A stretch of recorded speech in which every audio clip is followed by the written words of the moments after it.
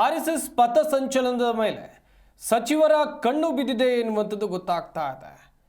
ಸಾರ್ವಜನಿಕ ಸ್ಥಳದಲ್ಲಿ ಪಥಸಂಚಲನಕ್ಕೆ ಬ್ರೇಕ್ ಹಾಕ್ತಾರಾ? ಹಾಗಾದ್ರೆ ಸಿಎಂ ಸಿದ್ದರಾಮಯ್ಯಗೆ ಕೆಲ ಸಚಿವರು ಪತ್ರವನ್ನ ಬರೆದಿದ್ದಾರೆ ಎನ್ನುವಂತ ಮಾಹಿತಿ ಇದೆ. ಶಾಲೆ, ಪಾರ್ಕ್, ಸಾರ್ವಜನಿಕ ಸ್ಥಳದಲ್ಲಿ ಆರ್ಎಸ್ಎಸ್ನ ಕಾರ್ಯಚಟುವಟಿಕೆಗೆ ನಿಷೇಧವನ್ನ ಹೇರಬೇಕು ಅಂತ ಮುಖ್ಯಮಂತ್ರಿಗಳಿಗೆ ಪತ್ರವನ್ನ ಬರೆಯಲಾಗಿದೆ. ಮುಖ್ಯ ಕಾರ್ಯದರ್ಶಿಗೆ ಈ ಪ್ರಸ್ತಾವನೆ ತಲುಪಿದೆ ಎನ್ನುವಂಥದ್ದು ಗೊತ್ತಾಗ್ತಾ ಇದೆ. ಸಿಎಂಗೆ ಪ್ರಸ್ತಾವನೆಯನ್ನು ಸಲ್ಲಿಸಿದ್ದಾರೆ ಪ್ರಿಯಾಂಕ್ ಖರ್ಗೆ. ಸಿಎಂ ಕಚೇರಿಯಿಂದ ಮುಖ್ಯ ಕಾರ್ಯದರ್ಶಿಗೆ ಪ್ರಸ್ತಾವನೆಯನ್ನು ಸಲ್ಲಿಸಲಾಗಿದೆ. ಆರ್ಎಸ್ಎಸ್ ಕಾರ್ಯಚಟುವಟಿಕೆ ನಿಷೇಧ ಮಾಡೋಕೆ ಸಾಧ್ಯ ಇಲ್ಲ.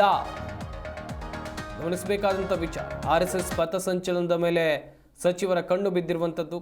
ಸಾರ್ವಜನಿಕ ಸ್ಥಳದಲ್ಲಿ ಒಂದು ಕಡೆ ಇಲ್ಲಿ ಪಥಸಂಚಲನ ಏನಾಗುತ್ತೆ, ಶಾಲಾ ಕಾಲೇಜುಗಳ ಮೈದಾನ ಆಗಿರಬಹುದು ಅಥವಾ ಬೇರೆ ಬೇರೆ ಕಡೆ ಆಗಿರಬಹುದು, ಇದನ್ನು ನಿಲ್ಲಿಸಬೇಕು ಅಂತೇಳಿ ಕಾಂಗ್ರೆಸ್ನ ನಾಯಕರು ಮುಖ್ಯಮಂತ್ರಿಗಳಿಗೆ ಮನವಿಯನ್ನು ಸಲ್ಲಿಸಿದ್ದಾರೆ ಎನ್ನುವಂಥ ಮಾಹಿತಿ ಇದೆ.